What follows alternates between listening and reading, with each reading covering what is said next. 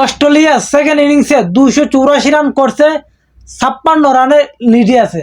বাংলাদেশ জিততে হলে আর মাত্র 57 রান লাগে। আর এই 57 রান করতে পারলেই বাংলাদেশ অস্ট্রেলিয়ার সাথে প্রথম টেস্ট ম্যাচ জিতা যাবে। মানে অসাধারণ। বাংলাদেশে বোলিং এক কথায় আগুন লেভেলে করছে।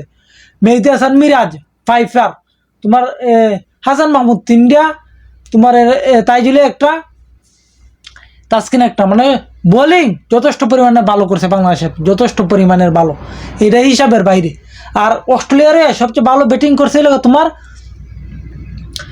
ক্যামেরন গ্রিন, 102 রান করছে, 100 মারছে। তার হুকেটটা দেওয়ার পরে কিন্তু ম্যাচ সেই চালাইছে বাংলাদেশে। আর এই ম্যাচ জিতার সাথে সাথে ইতিহাস রেকর্ড করতে যাইতেছে যে অস্ট্রেলিয়ার মাঠে গিয়া বাংলাদেশ জিততে যাইতেছে। প্রায় 23টা বছর পরে অস্ট্রেলিয়ার সাথে খেলা টেস্ট ম্যাচ অস্ট্রেলিয়ার মাঠে, আবার অস্ট্রেলিয়ার সাথে জিততে যাইতেছে বাংলাদেশ প্রথম টেস্ট ম্যাচ। মানে এক কথায় অসাধারণ কইতে গেলে। আর বাংলাদেশে এখন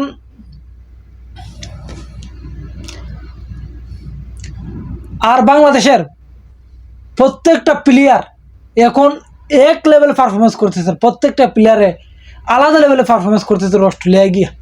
মানে এমন অবস্থা হয়েছে যে অস্ট্রেলিয়ারে লাগতেছে বাংলাদেশ, আর বাংলাদেশকে লাগতেছে অস্ট্রেলিয়া। এমন অবস্থা হয়েছে বাংলাদেশ টিমকে, এমন অবস্থা লাগতেছে। কিন্তু না, প্রথম ম্যাচ জিততে যাইতেছে বাংলাদেশ অস্ট্রেলিয়ার সাথে, তাও আবার অস্ট্রেলিয়ার মাঠে। এইটাই সবচেয়ে বড় কথা।